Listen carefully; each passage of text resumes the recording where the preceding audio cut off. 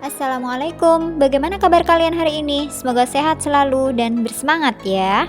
Tidak ada kata menyerah dalam menuntut ilmu, meskipun keadaan kita saat ini masih dalam suasana pandemi. Kali ini kita berjumpa untuk membahas materi pokok hidup berkah dengan ekonomi Islam.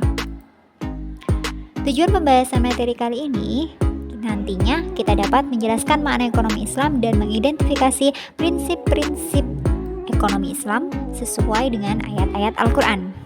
Mari kita mulai membahas materi kali ini dengan bacaan basmalah. Bismillahirrahmanirrahim. Saat ini ekonomi Islam berkembang di dunia mayoritas non-muslim. Kita harus semakin terbuka dan bisa mengerti bahwa ekonomi Islam memang harus dikaji dan dikembangkan agar menjadi solusi ekonomi yang diandalkan. Lalu, apa sih pengertian ekonomi Islam?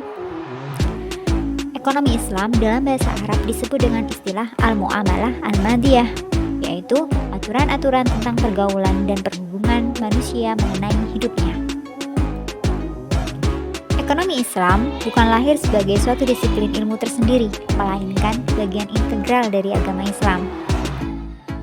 Ekonomi Islam memiliki sifat dasar sebagai ekonomi robbani dan insani.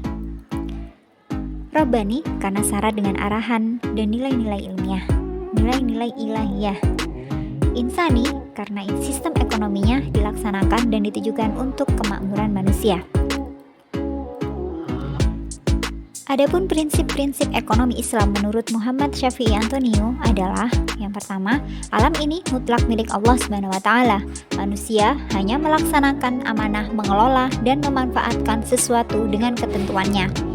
Sebagaimana yang dijelaskan dalam Quran surat Al-Maidah ayat 17, dan milik Allah lah kerajaan langit dan bumi, dan apa yang ada di antara keduanya. Dia menciptakan apa yang Dia kehendaki, dan Allah Maha Kuasa atas segala sesuatu. Prinsip ekonomi yang kedua adalah harta adalah perhiasan dunia. Manusia bisa menikmatinya dengan baik jika tidak berlebih-lebihan. Manusia memiliki kecenderungan yang kuat untuk memiliki, menguasai, dan menikmati harta, sebagaimana firman Allah dalam Quran Surat Ali Imran ayat 14. Dijadikan terasa indah dalam pandangan manusia cinta terhadap apa yang diinginkan, berupa perempuan, anak-anak, harta benda yang bertumpuk berupa emas dan perak, kuda pilihan, hewan ternak, dan sawah ladang. Itulah kesenangan hidup di dunia, dan di sisi Allah lah tempat kembali yang baik. Prinsip ekonomi yang ketiga, harta sebagai amanah dari Allah Subhanahu wa taala, mengharuskan manusia melaksanakannya dengan baik dan benar agar harta tersebut dapat membawa kebahagiaan dunia dan akhirat. Dalam Quran surat Al-Anfal ayat 27 dijelaskan, "Wahai orang-orang yang beriman, janganlah kamu mengkhianati Allah dan Rasul, dan kamu mengkhianati amanat-amanat yang dipercayakan kepadamu, sedangkan kalian mengetahui."